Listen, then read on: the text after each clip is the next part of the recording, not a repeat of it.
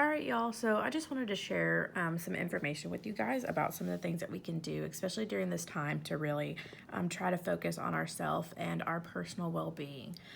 So these are the 6 general areas of the fundamentals of well being. So you can kind of see that it goes in a circle.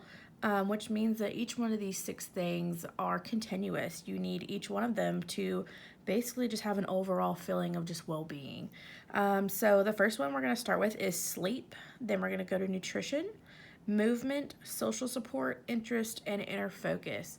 Right now is a very good time with everything going on to really focus on these 6 things because they are very important and can really help us through everything that's going on during this big transition that we have throughout the university. All right, so the first one is sleep. Trying to get on a regular sleep schedule during this time is super important and will really help you, improve as you go on throughout your day. So trying to sleep in a room that's dark, dark lighting before you go to bed, even if you're just sitting there, reading a book or something, can automatically help your body start to release melatonin. Sleeping in a room with cold temperature can help you fall asleep and stay asleep longer. Reducing alcohol and caffeine. Typically, people who have 20% less active REM sleep is typically because they have caffeine in their system. If you go to sleep after drinking alcohol, technically it's not considered even sleeping or in the REM cycle. It's basically kind of like sedation. And if your body has any kind of alcohol in it, it's been determined that your body never fully reaches that full REM cycle. And also making sure that you're just in a place that's comfortable for you. If you're not in a good position or if you're not in a good spot, try to maybe walk around the house for a little bit. Try to adjust, if you're sleeping on the couch, try to actually get up and go into a bed somewhere that's a little bit more comfortable for you.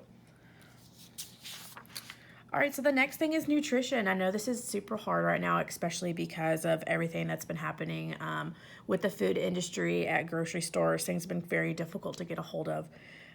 So there's some kind of things that we kind of talk about in the foundations or the fundamentals of well-being is that sticking to a strict plan with strict guidelines like calorie counting, all that kind of stuff is considered a very rigid diet, which can be very hard to stick with, especially when there's shortages of food and just in someone's daily life. It's just not very practical.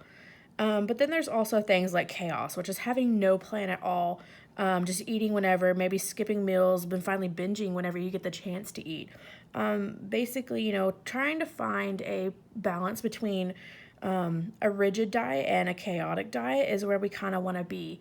Also, really focus on eating mindfully, which is paying attention to when you're hungry. If you're hungry and you have access to food at that moment, go ahead and eat. And even if it's not even time for lunch or it's not time for one of the 3 main meals of the day, try to eat, maybe a snack just to get you by. So pay attention to your hunger cues. Allow yourself to eat when you're hungry and stop when you're full. Know when it's time to stop so you don't have to just gorge yourself until you're at the point where you've ate so much that you make yourself sick. And also slow down, taste, and enjoy the food instead of rushing through it because, having to take in all this nutrients that we have is something that's very important to our mental health as well.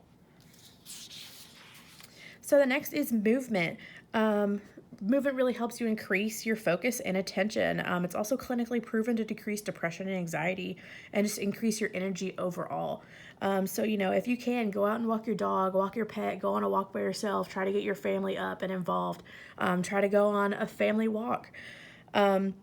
This can also help assist in just a healthier sleep schedule overall. And this is also just a good time to set a realistic goal for yourself. Don't say, I'm going to do 80 billion squats and crunches a day when really you haven't been in the gym in the past few weeks because campus has been shut down. Try to set small, realistic goals that are achievable. And do something that you enjoy. If you don't enjoy doing cardio, don't do cardio. It's okay to go on a walk instead. And try to make it simple. Try to make it something entertaining and try to make it enjoyable. Social support. This is extremely important, especially during this time. I know a lot of you have just moved back home with family, and it's kind of hard to, get in touch with your friends, your professors, but reach out to them because they're probably struggling just as much as you are, and they want to help you just as much as they would like to be helped. Even if it's your classmates and you might not see them anymore, try to follow them on social media and say, hey, I just want to check in and see how you are doing. Greek Life, just other organizations. Try to reach out to your church if you're an active churchgoer.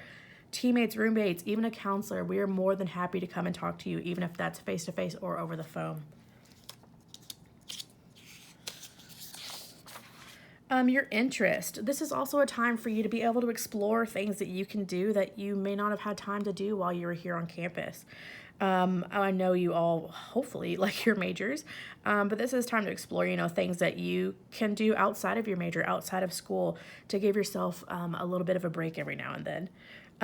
Just remember that doing it in moderation is what's important. Small time is fine, but if you do it constantly all the time and push off your schoolwork, it can be kind of hurtful.